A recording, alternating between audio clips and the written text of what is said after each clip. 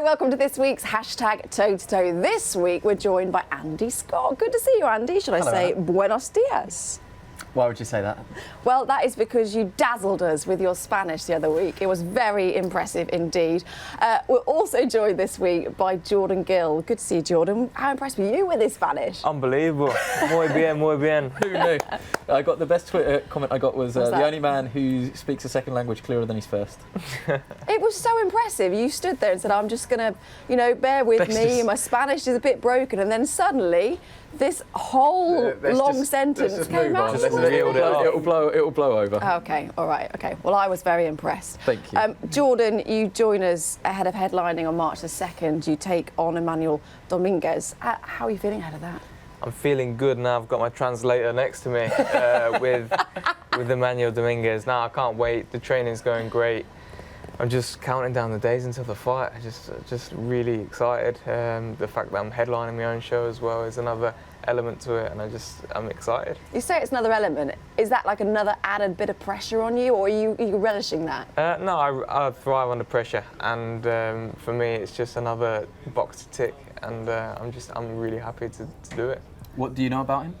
I know he's tough. I know he's Mexican, which everybody grows up watching Mexican fighters. And for me to be fighting a Mexican now for a WBA international is amazing. That's another box ticked. He looks good. I know he's a top 10 featherweight in Mexico, and they always say if you're a top 10 featherweight in Mexico, then there's a good chance that you're world class. So I'm expecting a tough, hard 12 rounds, and just going to go in there and see what he brings. So you're very relaxed? I'm always relaxed. Yeah, I just take it in my stride and see how it goes. Well, there's been lots of people getting in touch, lots of people wanting to ask you questions on social media. I'm going to kick off with the first one, actually, someone you might know a little bit. Anthony Fowler. He tweeted in when we asked the question, how does it feel being the second best looking boxer in the gym? Well, I'm assuming he's referring to Dave being the best looking, obviously. Dave's not a boxer. But, I think me and Fowler might be joint second. I'll give him that one because Jamie McDonough is a bit of a stunner. He's a stunner. He told us he could have been in one direction. I wouldn't put it past him. He can sing as well. All right, we'll move on to serious stuff now. Omar wants to know, how did you meet Dave Coldwell? You train, obviously, and what experience did you have before that as a pro and amateur? As an amateur, I had my first amateur fight at 11 years old. When you're legally allowed to. Every year I was top 2 in England. I was amateur for 7 years. I was in 7 national finals.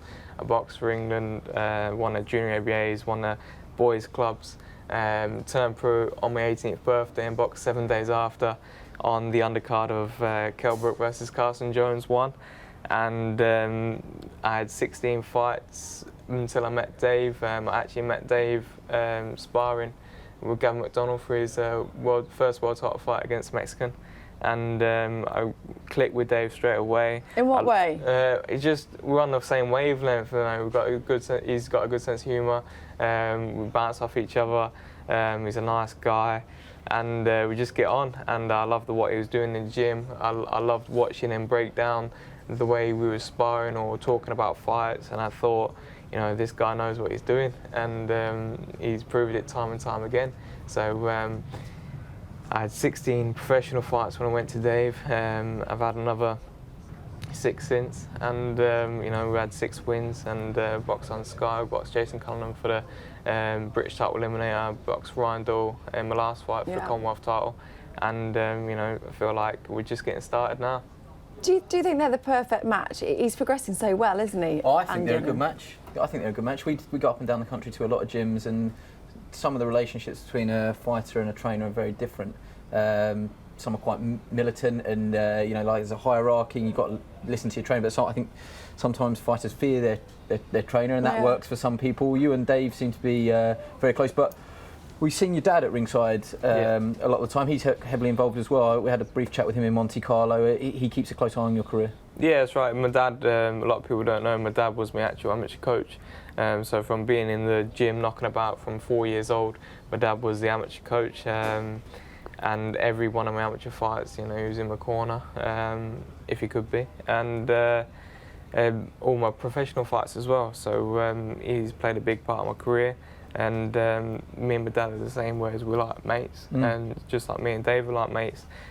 So I'm very lucky to have the two of them, and the fact that they're so approachable and you can sort of come to them with any problem and it will get solved. And it is good that it seems to all work well together as well, because quite often when you kind of, too many cooks can spoil the broth, can't they? But it does work for you. Yeah, you don't want too many people having too much input. That's why I sort of keep my circle small, and I try and keep as small amount of people that you can trust around you, and it seems to be a winning formula, and Dave and Dad are definitely a winning formula. Long may it continue. Absolutely. Luke wants to know, what belt would Jordan like to win next and why? Next, well, the belt I'd like to win next is a WBA International, because that's the one I'm fighting for. You know, down the line, I think the biggest belt that everybody wants to win would probably be the Ring magazine, because that means if you win that, you're the boy. If you win that, you're the man. So that's the ideal belt to win. Andy, you just kind of made a face of, oh, that's a big one. I forget which fighter it was. I think it was. I can't remember who it was that said to me, the one belt I want to win is the Rocky belt. The Rocky belt. Yeah, the Rocky belt, and that is obviously the Ring magazine. But not many UK fighters have had the honour of getting their hands on it. So if you couldn't win that one, is it more about the fighter or is it more about the belt? I know some people they say, oh, I love that belt, I love the green and gold belt. For you, is it more about the fighter than it is about the belt? Yeah, it's more about the fighter for me. As a fighter, you want to be involved in the biggest and the best fights, and whether that's for a world title or not, you want to be in these fights. And if it is for a world title, I think if you're world champion, you're world champion, whether you're WBC world champion, WBA, IBF, WBO, you know, you want to be in the big fights. Yeah. Well, Ryan Walsh, is he someone that's on your radar, do you think? Yeah, every featherweight's on the radar. Yeah. And I think definitely and I understand that he wants to move up and probably not fight for the British title again, because obviously he's had five or six defences, whatever he's had, and he probably does deserve to move up, but that's a fight there that we could make, and for the British title, everybody wants to win the British title. Well, this is just jumping around a bit. Boxing Guru wanted to know if you won the Lonsdale belt, would you like to defend it enough times to win it outright? I'd be happy to do so. Whether the opportunity would be there to do it, I'm not sure, but for me, either way, it wouldn't actually matter. I'd be happy to win it. I'd be happy to defend it 3 times, but if I didn't defend it 3 times, I wouldn't be upset, because British title for me is not the end goal. I won Commonwealth, which is domestic title. British should be another domestic title, but domestic titles aren't my end goal. I'm looking beyond.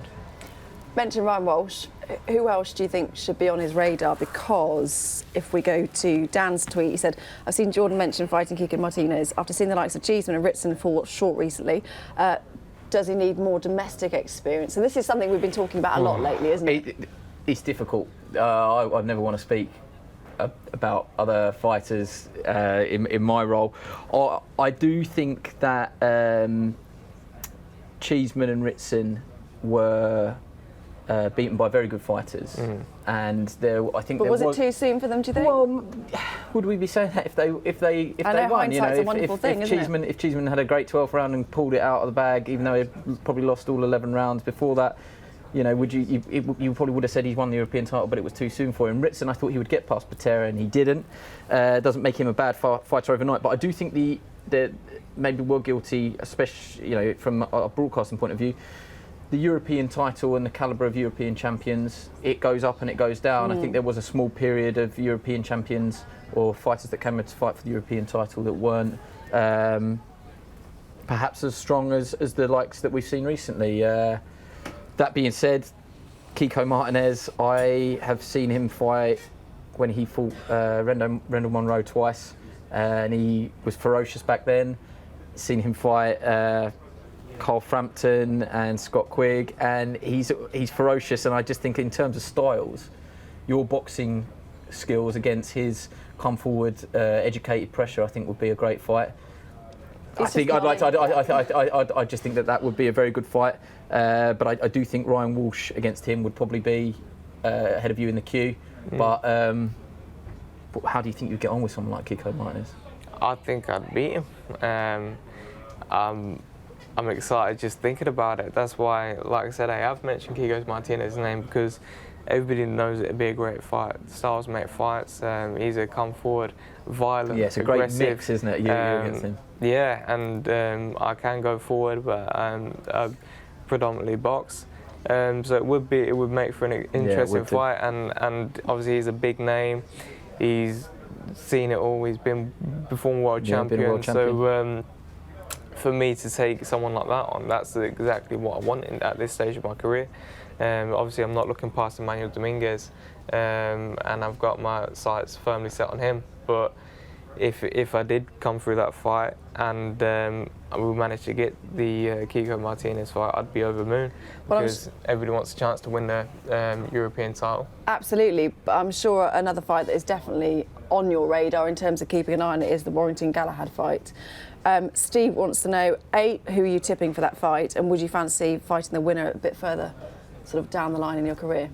Yeah, it's an interesting fight, very interesting. I think the difference between Galahad and Selby and Frampton, who Warrington's just beat, is the fact that Selby and Frampton are sort of clean fighters and they work clean, whereas Galahad is more of a dirty fighter, and he'll look to tie you up inside, he'll spoil you, he'll put his head in, he'll put his up forearm out, and Warrington's got to be prepared for that. And also the physicality and the strength of Galahad is underrated. I think I've sparred the both of them, and it's going to be an interesting fight. I can't actually pick a winner. Can you not? No, I can't pick a winner. If you be a fool to bet against Warrington recently because the momentum that he's got is unbelievable after them last 2 wins. So who would you rather fight? Well, you'd rather fight Warrington because it'd be a bigger fight. He's a bigger name. He brings the crowd all from Leeds, and he's a big domestic name. And like I say, I want the biggest fights, the best opportunities. But that's a fight probably maybe down the line.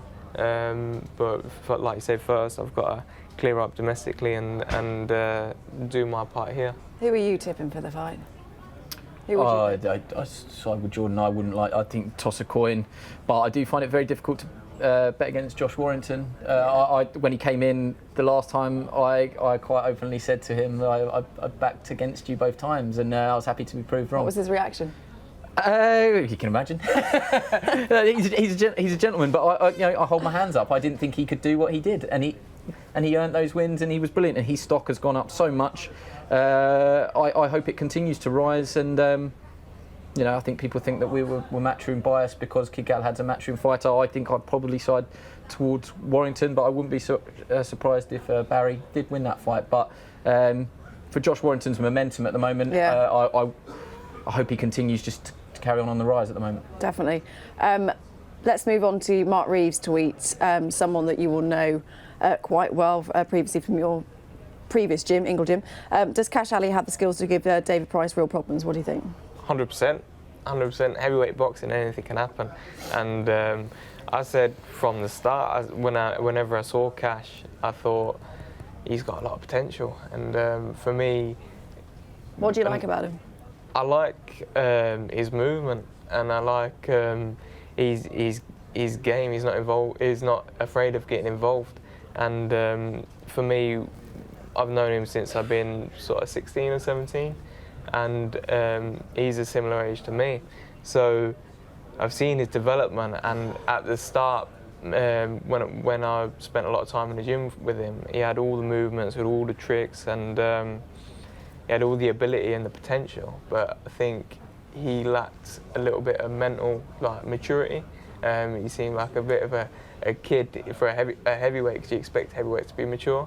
But I think over the last year or so, he's probably developed that massively, and I think that might play a part in the fight with David Price. Well, Andy Cash is a fighter. He's flown relatively under the radar, hasn't he? Did you think... I don't think many people, when they saw the match, would know Cash Ali straight away. No, but how much of an opportunity is this for him? And huge. Can he take it? Oh, I think he's capable of taking it. I think David Price would have come. I know the ending of the fight was relatively controversial against Tom Little, but I do think he would have come through that fight. And you know, the cliche of it's one punch can change everything. David Price. It's true. You know, he's had his detractors and his knockers in the past, but a win against Cash Ali again elevates him. There's a tweet doing the rounds. I think Cash Ali might put it out himself of him one punch, absolutely. Knocking Paul Butlin out cold at the York Hall, and I think he obviously can punch, and I think if you can really punch at heavyweight, you've got a chance in any fight. So, you know, you'd side towards David Price for experience and people that he's fought, but don't sleep on Cash Ali. I think you're naive to. Don't underestimate it at all. Finally, a couple of fun tweets, Jordan, to finish with. Sophia wants to know... It depends who you are. Yeah. It depends who. Not fun for me. I feel bad saying this tweet because... Do it. It's your gig, you do it. I'm only saying this because I have to. Jordan, can you tell Dave Coldwell to sort out his fashion? I happen to think Dave dresses very well. All I'm going to say is you've come like you've just been felling trees up the mountain. I look like I've come in my sweatsuit. Jordan's the only one that's coming off with any credit here. My combine harvester's parked outside. Thank you very much, Andy. Dave's been helping me with my dressing, and you've given me the compliment, so he must dress half decent. No, I think he looks fine the way he is. I agree with you. Yeah, I agree. That's 3 yeses from us, Dave. Yes. Don't hate us. No. Ben wants to know, can Jordan incorporate moonwalking into his ring entrance? I have to say that the video going on social media of you moonwalking was absolutely brilliant. See, what people don't realise is that at that point we had the perfect footwear, which was just socks, and the perfect flooring. Yeah, but you've got to be able to do it. You've got to be able to do it. It doesn't matter about the surface and the socks. I can't moonwalk, so the floor was freshly glossed in the change rooms of the O2, I think, and you know, it was just smooth and it worked at the time. But if you're trying to do it on a ring canvas, the grip might be a bit. Can you enlighten us? Because there was a very bizarre instance that not many people would have clocked, but you had a smile on your face, but I didn't realise at the time. Can you explain what happened with the Jason Cunningham ring walk at Next Gen? Your big moment. Here we go. The Thrill Gill. Here he comes to Michael Jackson. What happens? A nightmare happened. That's what happened. Basically, the biggest fight of my career today. My first televised, live. I was boxing Jason Cunningham in my first championship fight. Waiting for the ring walk music on. Thriller's my track, but they didn't get the radio edit of Thriller. They got like the 7-minute. Yeah, the 7-minute YouTube version with the longest intro ever, and people was. The intro is just a talking voice and a tape recorder, isn't it? It's like she's talking and it sounds like an answer phone or something like that. It wasn't good, but you have to laugh and you just sort of take it in your stride. Well, I thought these out there, this is a different approach, but why not? We've got all the time in the world. Yeah, why not? People were tweeting me saying, "Is Jordan Gill coming out to the sound of cricket?" That's what it sounded like. Oh, bless you. Oh, that is absolutely brilliant. Well, in Peterborough, you'll get it your own way. I hope so. They might do it. They might sabotage me on purpose. No. You know what? You can moonwalk. Andy can speak Spanish. I just need to find my talent, don't I? Thank you very much both for joining us. Thanks for having me. Thanks for having me. Andy, it's been a pleasure. Have you enjoyed it? Well, yeah, I'm not sure everyone at home has, but it's a bit different. It's quite weird, isn't it? Yeah, I don't like having to answer the questions. It's easier asking them, I have to say. I enjoyed it. I think I haven't found my new vocation. Jordan, you're going to be joining us on the podcast. Slightly different podcast we're going to be doing today. We're going to be delving a little deeper into Jordan's life and interesting. Yeah, finding out some information. It should be good. So make sure you join us for that. You can download it on iTunes, which will be available later today. Buenos dias, Andy. Adios, Jordan. Adios. Sky Sports. Feel it all.